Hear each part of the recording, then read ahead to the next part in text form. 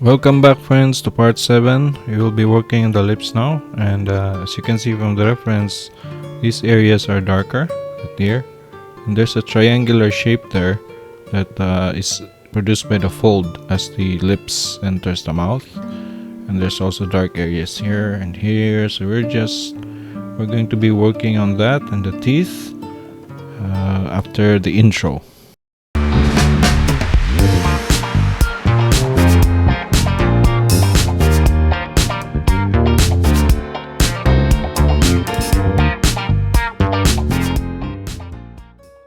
We will be working with the general area of the mouth here, but our focus will be on the lips.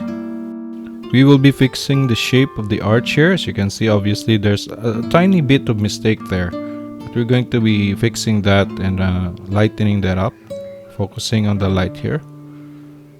So our approach will be the same. We will going to be darkening this entire lips as the local color of the lips is dark. So we're going to darken it first before drawing the dark areas. Again, it's always best to take it slow. Start lighter than going too dark too soon. Darkening this area first before adding the shadows is a good way to set your tone, and it also gives us a faster workflow using this approach.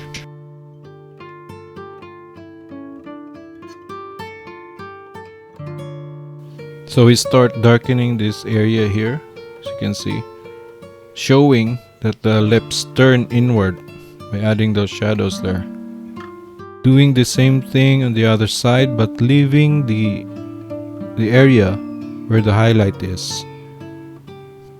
Now I focus on the upper part of the lip, trying to capture the value there and the darker values at the top there. Noticing that the line that I drew the first video of this series is darker than what I wanted here, what the reference demands. I just erased it. This will help us avoid creating a cartoony look to the lips and have a more natural, realistic looking lips. I'm darkening these sides here, but it seems too dark right now, but that's fine. We can always use the kneadable eraser to lighten that up later. What's more important to me at this point was creating the actual form of the lips. To help me with that, I had to finish the shades of the upper part of the lips, the philtrum and all that areas there, to help me gauge how dark I should go for. Since of course we will not be able to copy the exact values in our reference, and besides, our reference can be changed, right? We can darken it, we can lighten it, we can increase the contrast, etc.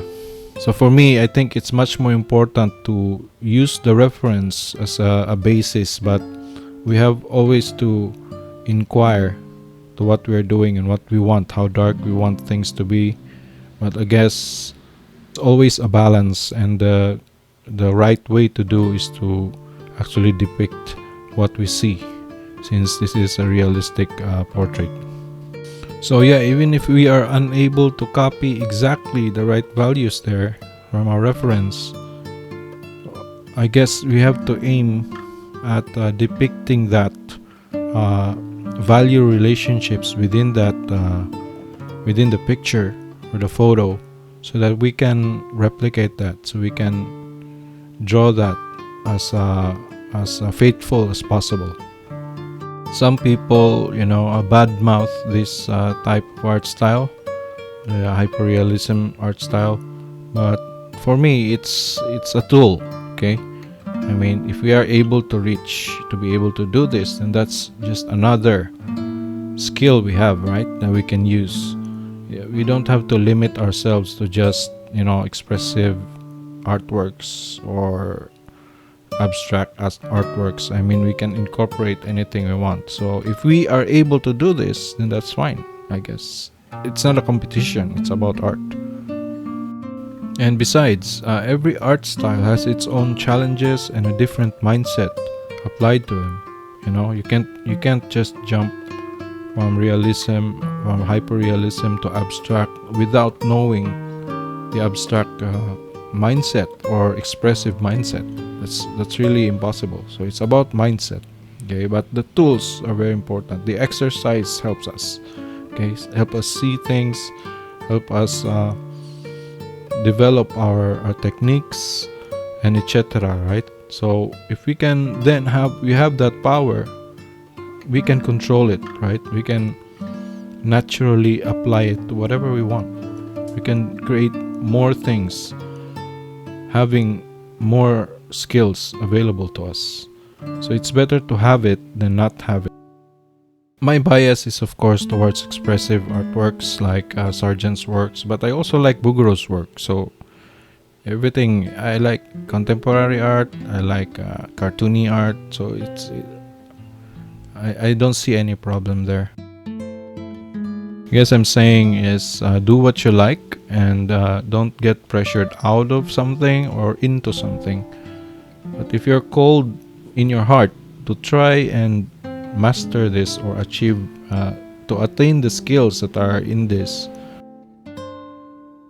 exercise, then that's good.